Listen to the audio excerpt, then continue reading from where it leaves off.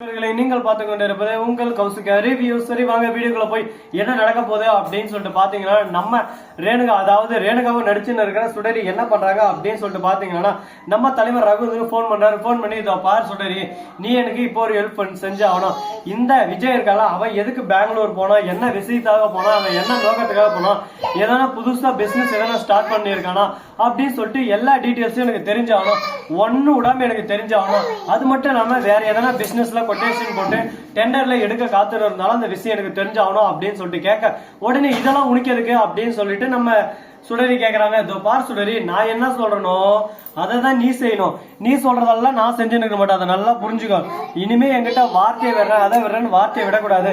வார்த்தையை விட்டு அடுத்த செகண்ட் உன் நிலைமை என்ன ஆகும்னு உனக்கே தெரியல. என்கிட்ட என்ன விஷயம் பேசினாலும் பார்த்து பக்குவமா பேசணும். இந்த மாதிரிதான் ஒரு பக்கம் போயிட்டு இருக்கு. உடனே பார்க்கணுமே, நம்ம ரகு சொன்னதுக்கு சரி ஓகே அப்படின்னு சொல்லிட்டு யாருக்கும் போய் தெரியாம எல்லா ப்ரூஃபையும் எடுத்து கொடுக்குறாங்க. இதை நம்ம மல்லி மறைஞ்சிருந்து எல்லாத்தையும் பாத்துறாங்க. இப்ப என்ன பண்ண போறாங்க, ஏது பண்ண போறாங்க, இதெல்லாம் கேட்டதும் ஷாக் ஆயிடுறாங்க. ஒரு பக்கம் அப்படியே சும்மா பதட்டம், ஒரு பக்கம் எப்படியோ ரகுவுக்கு மிகப்பெரிய ஒரு பல்கான அமௌண்ட் வரும்போது, ரகுவை பொறுத்த வரைக்கும் ஒரு அமௌண்ட் வரணும். அது வரையும் நம்ம என்ன வேணாலும் பண்ணுவாங்க. ரகுக்கு தேவை காசு, காசு பணம் துட்டு மணி மணி அப்படின்னு சொல்லிட்டு காசுக்காக எந்த எல்லை வெறினாலும் போக தொழிஞ்சிருவாரு நம்ம ரகு. அதை தான் இப்ப செஞ்சுட்டு இருக்காரு. நம்ம ரேணுகாவும் வேற வழி இல்லை. இப்ப ரேணுகாவும் நடிச்சுன்னு இருக்கிறதுனால இதை செஞ்சுதான் ஆகணும். இல்ல நான் பண்ண முடியாது அப்படின்னு சொன்னா, நீ சுடரி இருக்கிற எல்லா எவிடன்ஸும் நான் கோர்ட்லயே எடுத்து போய் கொடுப்பேன். அதுக்கப்புறம் உன்னால ஒன்னும் பண்ண முடியாது, ஒரு பருப்பும் வேகாது. இப்படிதாங்க ஒரு பக்கம் சலசலப்பா ஒரு பக்கம் பிரச்சனை எல்லாம் போயிட்டு இருக்கு. இந்த பிரச்சனை எல்லாம் எப்படி தீர்க்க போறாங்க, என்ன செய்ய போறாங்கன்னு சொல்லிட்டு தெரியாம குழப்பம் ஒரு பக்கம், பதட்டம் ஒரு பக்கம், பயம் ஒரு பக்கம், எல்லாமே ஒரு பக்கம் நம்மளை தாண்டி தான் போய் ஆகணும். எந்த ஒரு விஷயம் சாதாரணமா நடந்துடாதுங்க. அதுக்கான முயற்சி திருவினையாக்கும் சொல்லிட்டு சொல்லுவாங்கல்ல, இது எல்லாமே சமாளிச்சாகணும். அந்த மாதிரி ஒரு சூழல்ல ஒரு காலகட்டத்துல நம்ம தள்ளப்பட்டு இருக்கோம். அதனால அடுத்து என்ன பண்ண போறோம்னு சொல்லிட்டு தெரியல. நிச்சயம் இல்லாத ஒரு வாழ்க்கையில இந்த மாதிரி எல்லாம் ஒரு பக்கம் போட்டி பொறாமையோட தான் போயிட்டு இருக்காங்க. சரி இதெல்லாம் ஒரு பக்கம் போட்டுன்னு சொல்லிட்டு விட்டாலும், அதே சமயத்துல மறுபக்கம் என்ன நடக்குது அப்படின்னு சொல்லிட்டு பாத்தீங்கன்னா, நம்ம கதிரேசன் இருக்காருல, அவர் வந்து வராரு. என்ன ரகு, உன் வேலையெல்லாம் முடிச்சுட்டு போல, நான் ரகுன்றது உங்களுக்கு எப்படி தெரியும், நீ யாரு என்ன யாருக்காக வேலை செஞ்சுன்னு இருக்க, எப்படி என் சொத்து விவகாரம் எல்லாமே உங்ககிட்ட வந்துச்சு, என் டெண்டர் ஒண்ணு இடாம எப்படி நீ எடுத்த அப்படின்றது எல்லா எவிடன்ஸும் என்கிட்ட இருக்கு. இப்போ உன்னை ஜெயிலுக்கு கொண்டு போய் சும்மா அப்படியே சும்மா கள்ளி தின்ன வைக்க போறேன். இது எல்லாமே பண்ணது என் பொண்ணு ரேணுகா. ஆனா என் பொண்ணு ரேணுகாவை நீ ஏதோ ஒரு விஷயத்தை வச்சு ஆட்டி படிச்சுன்னு இருக்க. அப்படிப்பட்ட விஷயம் என்ன ஏதுன்றத நான் கூடிய விரைவில் கூடிய சீக்கிரம் கண்டுபிடிப்பேன். கண்டுபிடிச்சு உண்மையெல்லாம் ஒரு பக்கம் உடைப்பேன். இருந்தாலும் இந்த இடத்துல அந்த மல்லி ஜெயிலுக்கு போகணும். அந்த மல்லி ஜெயிலுக்கு போகணும்னா அதுக்கு நீ ஜெயிலுக்கு போயிட்டு மல்லி தான் இது எல்லாமே பண்ண சொன்னா அப்படின்னு சொல்லிட்டு நீ மல்லி மேல பிள்ளைகிட்ட திருப்பி போடணும். உன்னை நான் ஓகேன்னு சொல்லிட்டு மன்னிச்சு விட்டுருவேன். அடுத்த செகண்ட் அந்த மல்லி ஜெயிலுக்கு போடுவா. நீ என் சொத்தை திருடுனதுலாம் எனக்கு பிரச்சனை இல்லை. ஆனா எனக்குரிய என் பொண்ணோட வாழ்க்கை சந்தோஷமா இருக்கணும். என் பொண்ணோட வாழ்க்கை, என் பொண்ணோட சந்தோஷம் தான் எனக்கு முக்கியம். அதுக்காக நான் எந்த எல்லைக்கும் போவேன், யாரை வேணாலும் என்ன வேணாலும் செய்வேன் அப்படின்னு சொல்லிட்டு வாய் கூசாம பேசிடுறாரு. இதை கேட்டதா ஒரு பக்கம் என்ன பேசுறது ஏது பேசுன்னு சொல்லிட்டு தெரியாம எது பேசினாலும் இப்ப தப்பா தான் படும். அதனால இப்போதைக்கு நம்ம எதுவும் பேச வேணாம், மௌனமே சிறந்தது அப்படின்னு சொல்லிட்டு மௌனத்தோட இருக்கலாம்னு முடிவு எடுக்கிறாங்க. இந்த மௌனம் எந்த அளவுக்கு ஒரு பக்கம் ஒர்க் அவுட் ஆகும் அப்படின்னு சொல்லிட்டு பாத்தீங்கன்னா, வாய்ப்பில்லை ராசா, வாய்ப்பில்லை. எல்லாமே ஒரு பக்கம் மௌனமாவே போயிட்டு இருந்தா வாழ்க்கை ஃபுல்லா நம்ம மௌனமா தான் இருந்தாகணும். அதனால பேச வேண்டிய இடத்துல பேசி, அடிக்க வேண்டிய இடத்துல அடிச்சு, நிமர வேண்டிய இடத்துல நிமர்ந்த மாதிரி தான் நம்ம வாழ்க்கையில ஜெயிக்க முடியும். அதை விட்டுட்டு இல்ல முடியாது இப்படி அப்படின்னு சொல்லிட்டு நம்ம சொல்றோம்.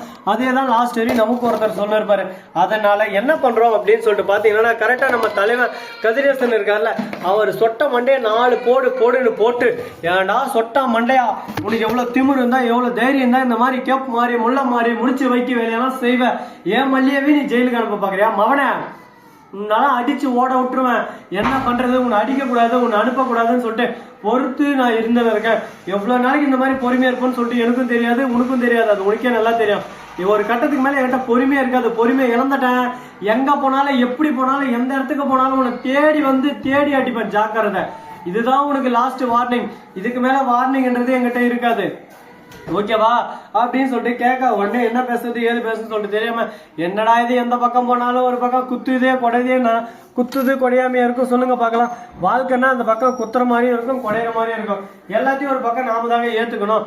அதை விட்டு ஐயோ இப்படி பண்ணக்கூடாது அப்படி பண்ணக்கூடாது அப்படின்னு சொல்லிட்டு நம்ம யோசிச்சு தான் இந்த இடத்துல வந்து தள்ளப்பட்டு இருக்கோம். நம்ம விஜய் வராரு. விஜய் வந்தது மல்லி இதோ பாரு மல்லி, நீ கவலையே படாத மல்லி, நீதான் என் உலகம், நீதான் என் உசுறு, உன்னை யாருக்காக விட்டு தர மாட்டேன். அது மட்டும் இல்லாம அந்த ரேணுகா எப்படி ஜெயிச்சிடறான்னு சொல்லிட்டு பாக்குறான். அவளை நண்ட நசுற மாதிரி நசி ஓரமா போட்டுறா அப்படின்னு சொல்லிட்டு சொல்லிருக்க. இதை கேட்டது என்ன பேசுறது ஏது பேசுறதுன்னு சொல்லிட்டு தெரியாம கூடி குறுகி போய் சைலண்டா நின்று இருக்காங்க. ஐயோ இதுக்கு மேல நமக்கு எதனா பேசணும்னா நம்மள ஒரே இந்த வீட்டை விட்டு துரத்துருவாங்க, எதுவுமே பேசக்கூடாது, மௌனமே சிறந்தது, சிக்கு புக்கு ரயில அப்படின்ற மாதிரி ஒரு பக்கம் சைலண்டா இருக்காங்க.